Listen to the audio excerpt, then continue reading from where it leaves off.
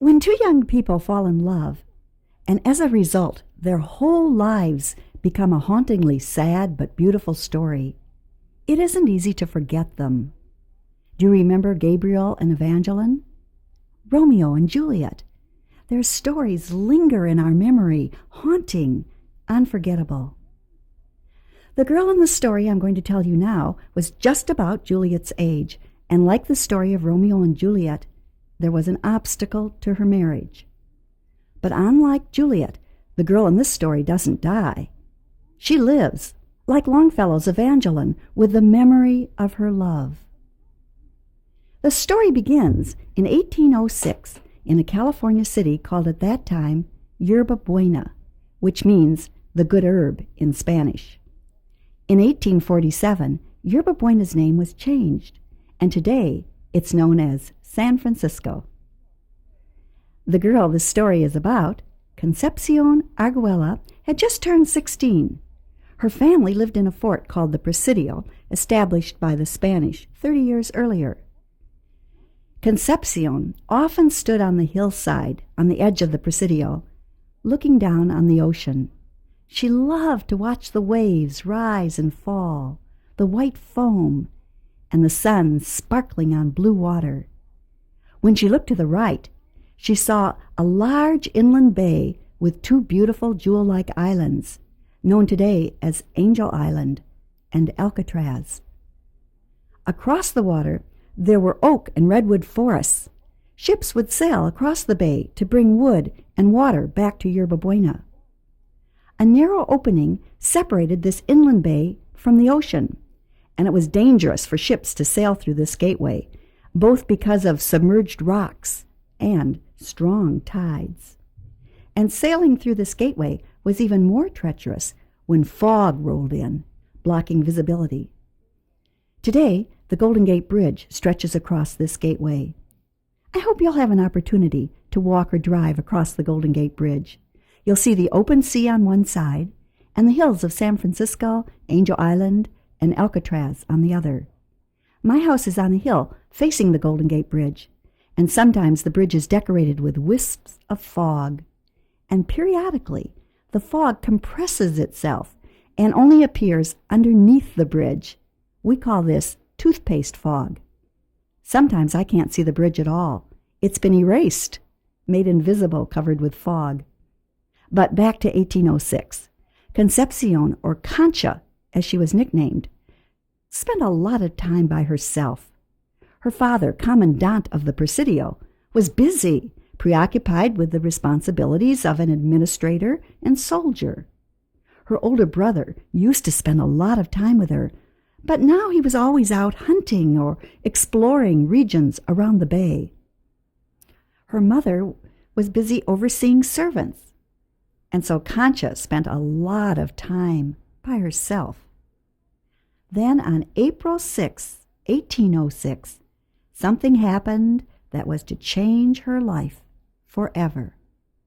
It all began when a strange ship was sighted, sailing right up to the little dock near the Presidio.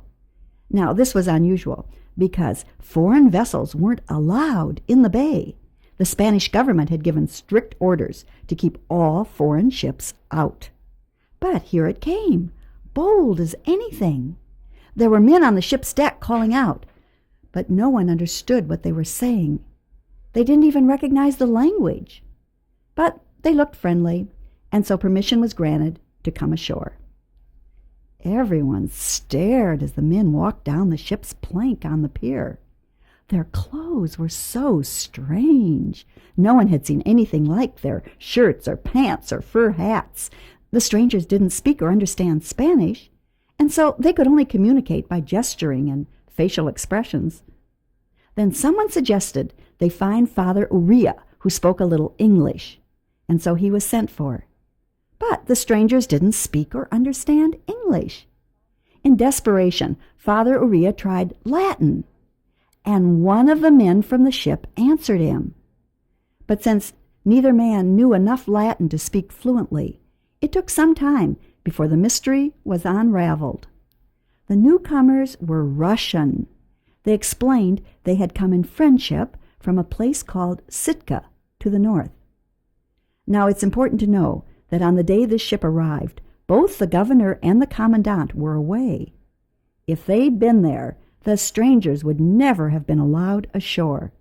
But they were gone, and Concha's brother, enjoying the role of host, invited the Russian officers to come up to the house for dinner. He was young and curious, and he didn't feel bound by political regulations. It was during dinner that the story of the Russians unfolded. The man who knew Latin said his name was Langsdorff and that he was a scientist and engineer.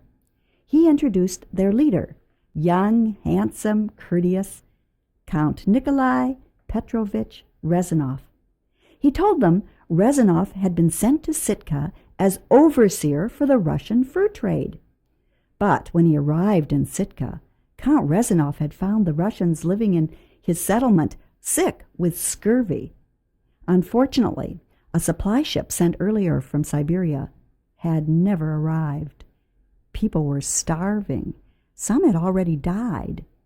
Rezanov didn't see any prospect of finding food in that barren place, so, knowing there were settlements to the south, he set sail, hoping to find food down the coast. Concha felt sorry for the people up there in Russian Alaska, and she was glad they had this caring young man as their protector. Despite the language difficulties, dinner went fairly well.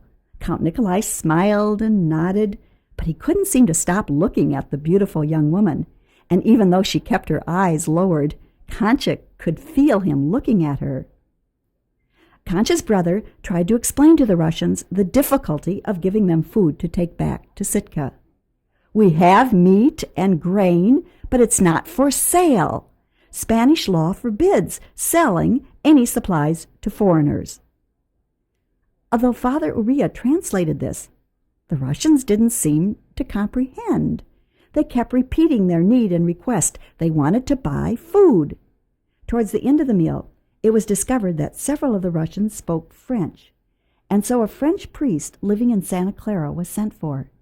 And when he arrived the next morning, communication improved. But communication couldn't solve the political problem. The Russians did not or could not seem to understand that while food was abundant, it couldn't be given or sold to them. Well, later that day, when the governor and commandant returned, they emphatically told the Russians, "Although we like you personally, we cannot be of assistance and provide food." Now, if this sounds cruel, keep in mind that the Spanish were worried about invasion from Americans and Russians. The Spanish didn't want American or Russian outposts on the west coast. This Russian fur trade could threaten land possession. It would be foolish to do anything that would help them to expand. Rezanov, however, was not a man to easily accept defeat. He asked to be given Spanish lessons. And in an amazingly short time, he had enough vocabulary and grammar to carry on a conversation with the commandant, as well as with Concha's mother, brother, and, of course, with Concha. He had his men bring in from the ship wonderful gifts from Russia, which he presented to the Arguella family, including magnificent furs for Concha. Now, Concha knew that first night at dinner that she was falling in love with this intelligent, handsome Russian. She knew that, desperate for supplies, he might be paying attention to her as a ploy to get supplies. She was aware that he was older than her, a man of the world, and she suspected he had probably broken hearts at the Tsar's court. Still, she felt that he too was falling in love. Now, it is possible that Rezanov did fall in love with this beautiful young girl. There are those who say his love was real, and there are those who maintain he was only pretending in order to get the food he needed. Count Rezanov spent a lot of time with Concha. At first they were properly chaperoned, as was the custom, but they were able to find ways to avoid this old-fashioned convention. They would take long walks, tiring out whoever had been sent along with them. And then, in a most honorable way, Count Nikolai Petrovich Rezanov asked her parents for the hand of Concepcion Arguella.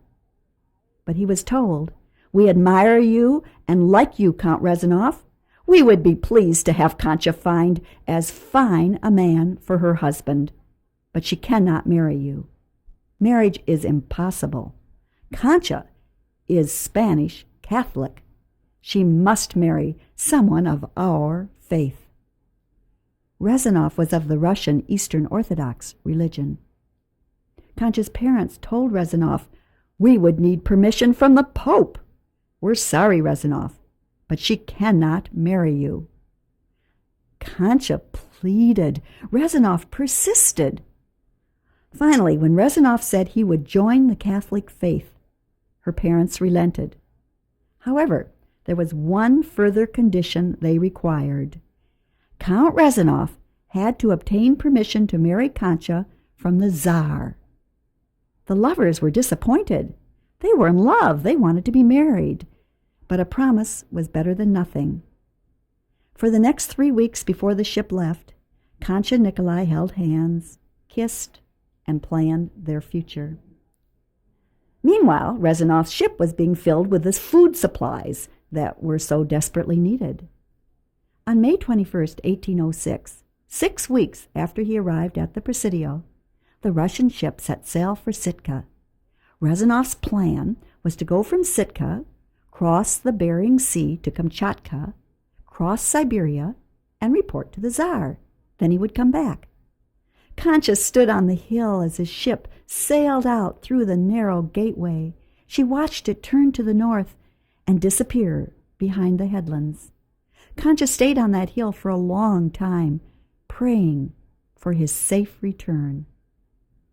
Weeks and weeks, months and months went by without a word. Then the time came when they thought Rezanov would surely have completed his journey. Still, no news came. Had he reached Sitka safely? Had his ship been wrecked? Had he reached the Tsar and failed to get permission for the marriage? Had he forgotten her and turned his attention to another woman? There was no way to know, but Concha felt in her heart that he would come back. A few years later, the Russians established a settlement at Fort Ross, not far up the coast from Yerba Buena. Concha wrote the fort, asking about Rezanov. There was a rumor that a man named Rezanov was there with his wife, perhaps a relative. Perhaps Rezanov had married someone else and couldn't own up to it. Her letter wasn't answered. Still, in her heart, Concha never lost faith that if her lover could, he would come back to her. Several years went by, and Concha waited. Every day, hope riding in her heart, she would stand on the hillside, looking out at the sea, straining her eyes for the sight of a sail, longing to see the ship that would bring back her love. She wasn't interested in any of the other men who came to call on her. Then one day, she didn't go out to stand on that hillside to look at the sea. And she didn't go out the next day, or the next. And soon after that, she stopped her daily praying for the ship that never came. Gradually, she turned her prayers to other things. Her prayers and love, no longer for this earth, turned to God. And eventually, Concepcion Arguella took vows and became a nun. She went to live in a town north of Yerba Buena called Benicia, where she helped establish a girls' school.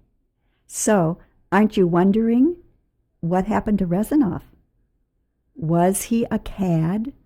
Had Concha been deceived? It wasn't until 11 years after Rezanov's departure that she may have learned the truth, the answer to the various possibilities. Historians have found a letter sent in 1817 to Concepcion's father, Jose Dario Arguella, from an Alexander Baranov, informing him of Rezanov's death and the circumstances under which it occurred. He had returned with the food to Sitka. He had reached Kamchatka, Then, traveling across Siberia, he got sick, and at a place called Yakutsk, he had died. All the years Concha had been waiting, his body had lain in a lonely grave in the frozen earth of northeast Russia. Some historians maintain, however, that Concepcion did not know about this letter sent to her father, and consequently, she didn't know about Rezanov's death until 35 years after Rezanov set sail.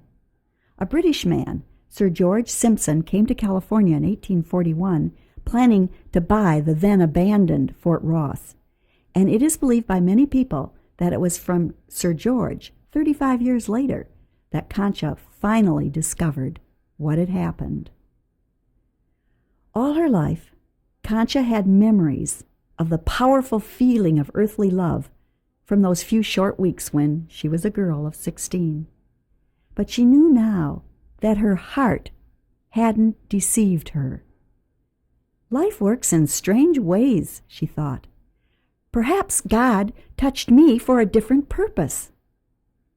She knew her love for Nikolai had remained pure. She'd never stopped loving him. But there was no question that her life had been worthwhile. She had touched the lives of hundreds of young women attending her school in Benicia.